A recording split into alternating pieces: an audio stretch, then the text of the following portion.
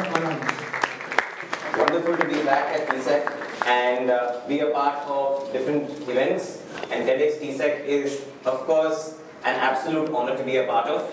And I'm here to talk about something that's really related to the theme. I believe that the theme for this year is dreams and visions and everything in between. I'm here to talk to you about something that is really very important and right in between, and that is 21st century skills. Frankly speaking, 21st century skills were first century skills, second century skills, third century skills, and every century from there on skills. But in this century, they have assumed an extreme level of importance for a variety of reasons.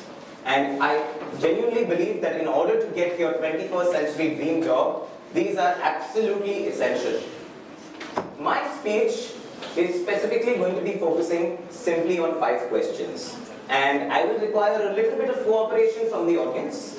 I will request you all to participate by show of hands and by show of views in some cases as well.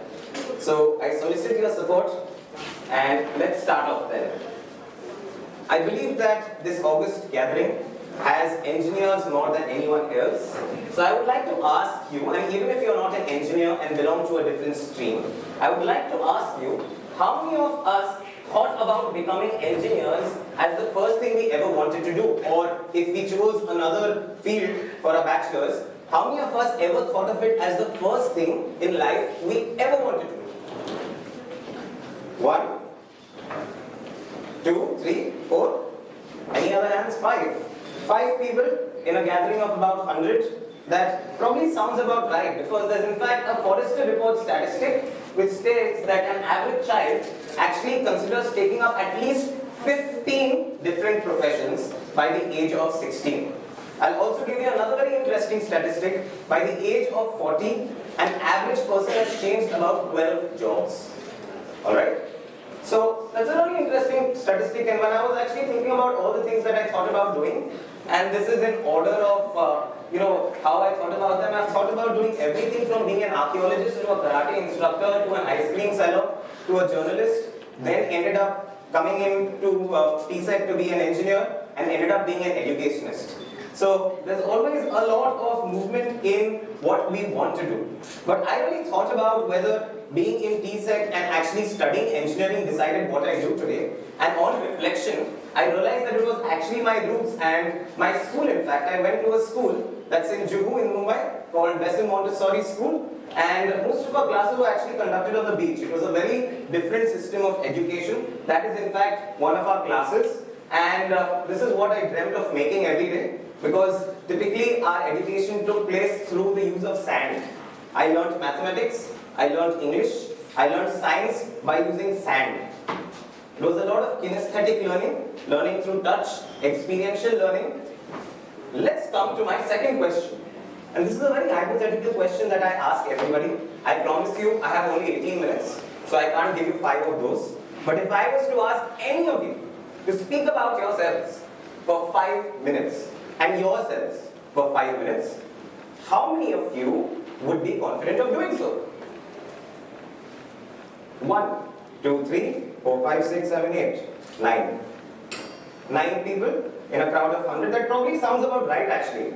I come from Cornell University, and the School of Labor Relations actually came up with a very interesting statistic about US citizens. 98% of US citizens, and I'm sure it applies to India too, cannot speak about themselves for more than 18 seconds. It's 18 seconds because typically an introduction starts off with my name is so-and-so, I study so-and-so, my father's name, that's a very typical thing that people say, my father's name or my mother's name is so-and-so, and I come from this area. I don't really think that really introduces you. And the funny thing is that, if we were supposed to talk about the next football match, or probably bitch about a professor in college, we could probably speak about them for 10 to 15 to 20 to 25 minutes. But when it comes to ourselves, we really struggle to actually speak up. And trust me, this is one of the most important skills in the 21st century. There are a lot of other skills, but communication probably takes the cake among all of these different skills that we are talking about. They are called the 21st century skills, essential for anybody. When we talk about collaboration, when we talk about leadership, critical thinking, digital literacy, communication, each one of these things are honestly what are going to decide the next job you get. Because honestly, today, the person who ranks first in your class is not the biggest threat to your 21st century dream job. It's that artificial intelligence bot which is getting developed day on day out. Okay? And in order to actually contest or contend against what we call structured unemployment, it is essential to develop these jobs, and it starts off with what I call a myself viva. It is rather unfortunate, to be honest, but in a nation like India, we have a physics viva, we have a chemistry viva, we probably even have maths vivas growing up, but we don't have what we call a myself viva. We don't really spend enough time thinking about ourselves, reflecting on how we have learned something, reflecting on what we have developed, and it is my sincere request to everybody seated in this August gathering to spend some time thinking and developing all of these things, especially while you are in college today. This is what is going to carve you out. Let's go on to my third question. How many of us think we need to pursue more internships during college? How many of us? That's at least 50% of the entire audience, and I would agree with you. Because when I actually went about developing this entire talk, I was reflecting on what I did during my bachelor's at Hanuman Engineering College.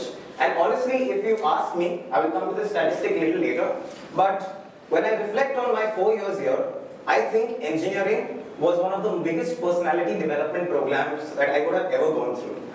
I'll be honest, I was among the toppers in my chemical engineering department, and I also graduated as a gold medalist from this university, from Thadamachani Engineering College too. But the point is that when I think about the academics, it was all about studying 5 days before the exams and getting those past 10 years papers from my closest friends, which would help me get done with my academics.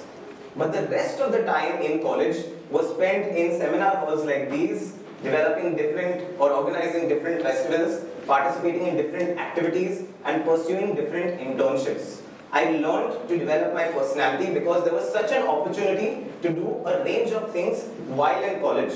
And I would urge all of you all to strongly consider doing so too.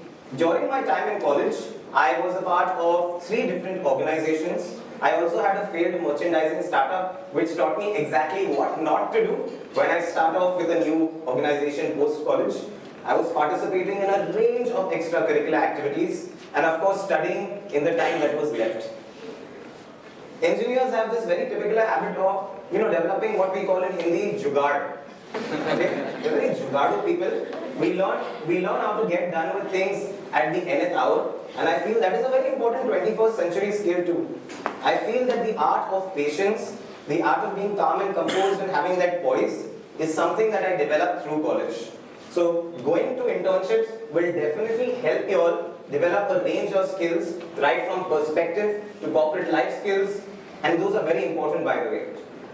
Exposure, adaptability, time management of course, and lastly and most importantly, communication skills. I learned the art of getting rejected while in college when we approached different people through our merchandising organization or when I was in different internships. When we went to people for sponsorships and they said no, I think that was the biggest lesson that I actually learned.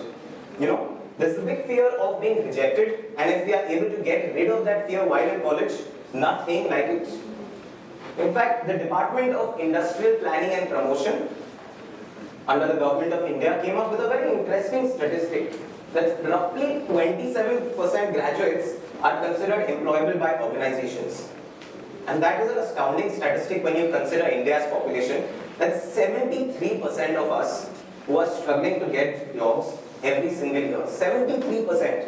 And the issue is not with academics. A lot of these 73% are distinction holders, first class holders. The issue is with the lack of soft skills. In an interview, we are not able to introduce ourselves. We are not able to participate in those group discussions, in team environments, and this is what is holding us back in so many ways. So start giving it a thought, because such skills are going to define your 21st century dream job. Let's move on to my 4th question, one before the last. And this is a little deep question actually. I would like to ask you, whether you think, or rather, do you believe that your education defines you? Take 30 seconds from my 18 minutes and think about it. Do you believe that your education defines you? It's a deep thought, especially because you all are in college today. Think about all those lectures, all those courses that you have tried to bunk, and think about whether they will actually define you. Any of you? No? Well, I would actually agree with you, because after I completed my bachelor's from Thadumanchani Engineering College, I also pursued a master's degree from Cornell University. It is one of the most renowned universities in the world, being an Ivy League university. And while for the rest of the world, I am considered an Ivy League graduate, which honestly also gets me a lot of leverage.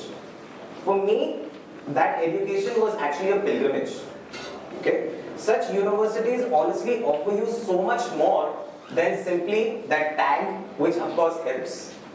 One of the things that I was taught during my time at Cornell University was that you do not let your education define you. You keep defining your education. One of the issues with our system of education or our system of thinking in India is that the moment we complete our bachelor's or the moment we complete our master's, our education is done.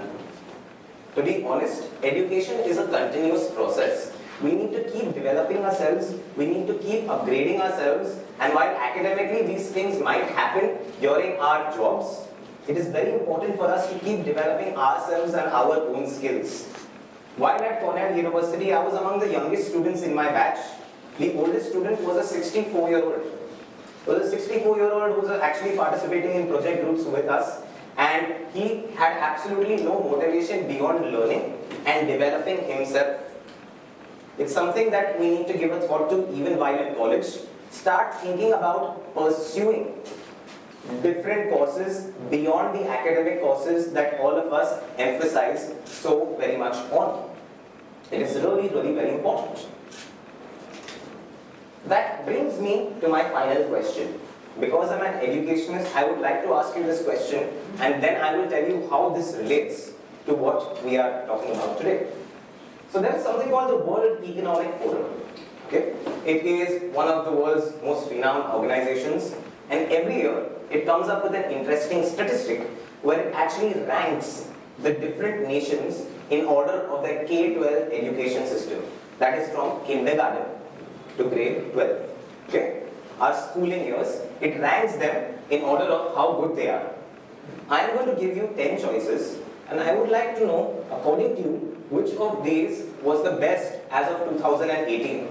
There's India, Norway, Finland, South Korea, Hong Kong, Singapore, China, UK, USA, and South Africa. By show of hands, anyone?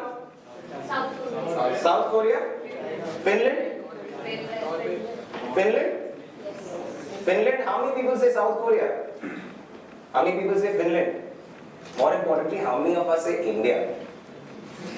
We have one very proud Indian there, and I hope in due course of time we have India coming right up there. But as ma'am correctly stated, it's actually South Korea. In order of rankings, South Korea is number 1, Japan is number 2, Singapore is number 3, Hong Kong number 4, and Finland number 5.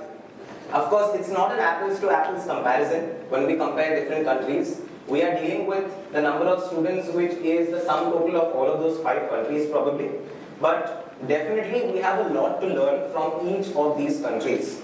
Now, I actually went out and researched on why South Korea is number 1 in this list as of 2018. And honestly, their system is very similar to India, by the way.